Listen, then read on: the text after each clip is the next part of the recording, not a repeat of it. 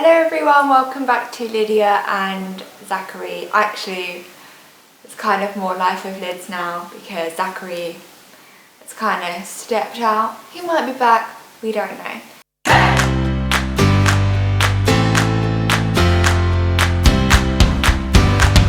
But anyway, it's me today again from my apartment in Yangon, Myanmar, still under lockdown. And I have typhoid! So I'm going to talk about my typhoid experience a little bit, and also more importantly the vaccinations you should have if you move to Myanmar and other Southeast Asian countries. Jabs are so important, but it was a bit different this year because of COVID in the UK. I asked about jabs and they're like, we can't do anything for you. So it was a bit up in the air. I didn't really know what to do unless I wanted to go to this private clinic which costs so much money.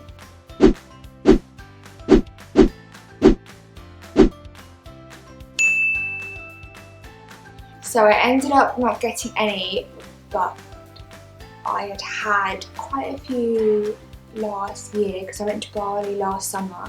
So I had a few updates. But anyway, first I'm going to talk about what you need to get before you come to Myanmar. So the most important is hepatitis A and hepatitis B, and these are spread through food and water mainly, and it's recommended for anyone to get these. And I think you have these growing up, so I had hep A and hep B growing up, and then before I moved to Indonesia, because that was about 6 years ago now, I had my 7 years ago, well, time flies.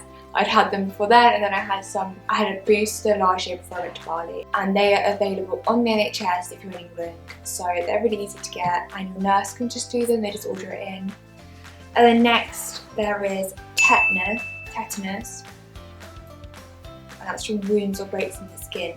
I actually don't remember having tetanus. I think maybe I had it before moving to Indonesia, but I think you get them growing up as well. I'm not sure about that one, but it's recommended, it says. And then typhoid, which I did have before I moved to Indonesia, and I'm pretty sure I had one last year because it only lasts 3 years, and I'm sure I had it, but maybe I didn't have it before Bali because I currently have typhoid. I look okay now because I've been going into the doctor's IV every day. I will explain that in a minute. Another jab you should have is cholera, which I don't think I had that either, and cholera is from food or water. I don't remember having that vaccine. Maybe I did before moving to Indonesia again. And then also yellow fever from mosquitoes. I didn't have that one, I was just extra careful with mosquito bites. And Japanese encephalitis I actually had when I moved to Myanmar. I had that last month. And also rabies.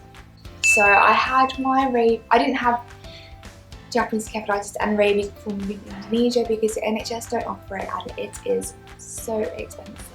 I didn't realise you had to have 3 rabies vaccinations, and in London in the private clinic it's about £1,000, which is insane. So if you are moving to a Southeast Asian country, I would maybe see how much it costs in that country. And I didn't think rabies vaccination was important because it's quite rare. But basically, if you do get bitten by a dog and they do have rabies, your chance of dying is very high. So my friend persuaded me to have it, but the dog we came last month to the doctors and I thought it was one jab. And I did the first one, they're like, right, you've got to come back next week and then the week after. And I was like, okay. But it is good having, and in Myanmar it's a lot cheaper. I have insurance which covers it, but it is a lot cheaper than in England. I think it was about $200, which is so cheap. So yeah, it's worth having here. And so vaccinations are really important because especially during the time of COVID you might not get as good treatment, so it's good to be fully up to date. Typhoid. I started feeling ill about a month ago, and I think I had salmonella because I had really bad headache, stomach pain, blood in my stool and everything, but I just played it off because I have stomach issues and chronic pain anyway. And then I got a bit better because I had some antibiotics, and then I got worse again, and then I went on Monday because I just had random symptoms of stomach. It's like really tender here and here. And then straight away she thought it was typhoid, which I was quite impressed with because I did not expect that.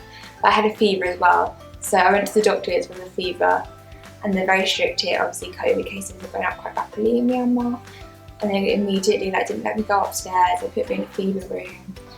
So they were quite strict. I didn't feel like I had a fever, but I felt ill. But I just thought I was just ill, you know. So she did some blood tests and I had an IV straight away. They're really good in this hospital. It's called Summer Intervention Clinic, and obviously my insurance covers it, otherwise I would be in a lot of debt probably. But they are really, really thorough. They check everything. They're amazing.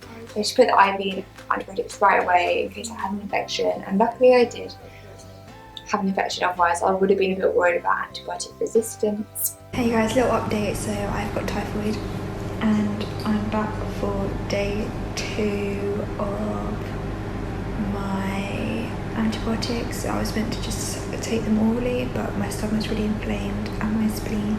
And then I had to come in yesterday on a Thursday for an ultrasound of my stomach, because if you have typhoid for a long time, low lying, it can cause a lot of inflammation in your bowels, in your colon. Anyway, it showed water outside of my bowels, so inflammation, and my spleen was enlarged. So she wanted to do another IV, and then because of the inflammation, she wants to do an IV in today and Saturday, and then check how I am then. So my throat's really hurting from speaking so much. I don't usually speak this much.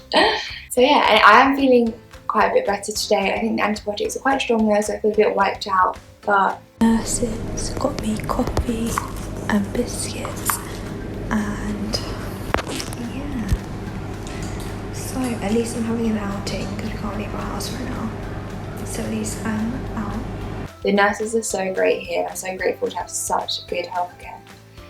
But it's taught me to always be up to date with vaccinations, always be careful, especially in a place where you're not meant to drink tap water. Not that I do, I drink bottled water, but I think the ice in some restaurants you have to be really wary of, and salad and fruit. So always double check. And if you have any other questions about vaccinations or anything, then feel free to message. And yeah, thanks for watching and see you again soon.